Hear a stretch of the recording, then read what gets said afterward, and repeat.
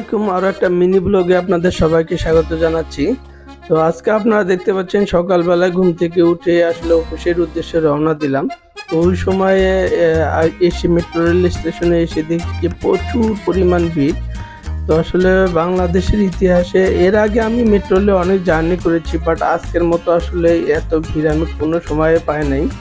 তো এই বিষয়টা নিয়ে মূলত আজকে আপনাদের সাথে শেয়ার করব। পুরো ভিডিওটা ইনশাআল্লাহ আপনারা স্কিপ করবেন না এবং দেখবেন। তো আরেকটা বিষয় হচ্ছে যে আসলে জার্নি যে আমরা করি মেট্রো রেলে, সেই জার্নিটা আসলে কতটুকু আরামদায়ক বা কতটুকু নিরাপদ, এই বিষয়টা আপনারা দেখতে পাচ্ছেন যে প্রচুর কিন্তু জ্যাম। এটা শনিবার, আজকে হচ্ছে 1 মার্চ 2025। তো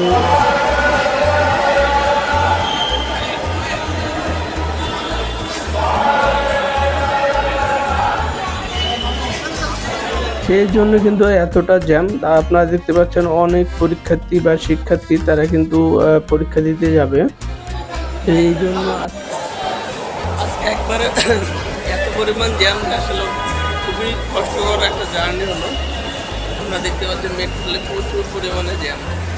এটা হচ্ছে ঢাকা বিশ্ববিদ্যালয়ের পরীক্ষার কারণে প্রচুর পরিমাণে জ্যাম ছিল মেট্রো। তো যাই হোক, অনেক চেষ্টা করলাম মেট্রো রেল মিরপুর 11 নম্বর থেকে আমি যাব হচ্ছে শেওড়াপাড়া। তো বাট ওই সময় দেখি যে প্রচুর পরিমাণ কিন্তু লাইনে অনেক লোক দেখতে পাচ্ছেন।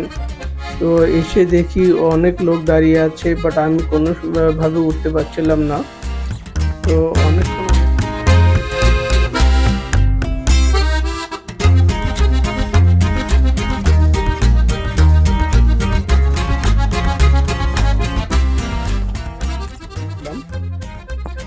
তো সোজা আসলে কার্ড পাঞ্চ করার পর উপরে চলে যাচ্ছি। তারপরে সেখান থেকে চলে যাব হচ্ছে শেওড়াপাড়ায়। তো বাট কোনোভাবেই যেতে পারছিলাম না।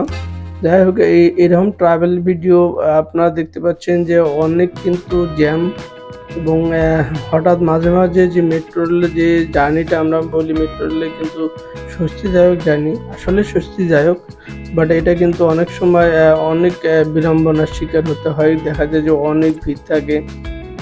এটা অবশ্য সবসময় হয় না, বাট আজকের দিনটাতে প্রচুর পরিমাণে জ্যাম ছিল। তো যাই হোক, তো দর্শক আপনারা দেখতে পাচ্ছেন। তো আরেকটা জিনিস আপনাদের বলে রাখি, যারা আসলে ঢাকা শহরে বিশেষ করে থাকি, তারা অবশ্যই কিন্তু সময়ের মূল্যায়ন করতে শিখি। কারণ সঠিক সময়ে কিন্তু আপনারা যদি না পৌঁছাতে পারেন, সেক্ষেত্রে কিন্তু অনেক সমস্যা হয়, বিশেষ করে পরীক্ষার্থীদের জন্য। কারণ অনেকে হয়তো ভাবছে যে একুরেট সময়ে বের হব, গিয়ে পরীক্ষা দেব, এটা কিন্তু খুবই টাফ।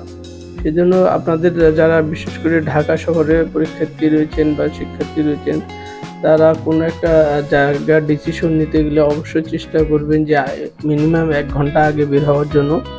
কারণ এই ঢাকা শহরে কিন্তু প্রচুর পরিমাণে বিভিন্ন কারণে কিন্তু নানান সমস্যা হয়ে থাকে। দেখা যায় যে আন্দোলন, তারপরে পরিবহন সংকট, অনেক সমস্যা থাকে। তো এগুলোর জন্য কিন্তু আপনাকে একটু বাড়তি সময় নিয়ে যদি আপনি বের হতে পারেন তাহলে ভালো। যাই হোক, অনেক কথাই বলে ফেললাম। দর্শক, যদি ভিডিওটা ভালো লাগে তাহলে অবশ্যই আমার এই ইউটিউব চ্যানেলটা সাবস্ক্রাইব করে সঙ্গে থাকবেন। সবাই ভালো থাকবেন সেই প্রত্যাশায় আজকের মতো এখানেই। ধন্যবাদ সবাইকে। আসসালামু আলাইকুম।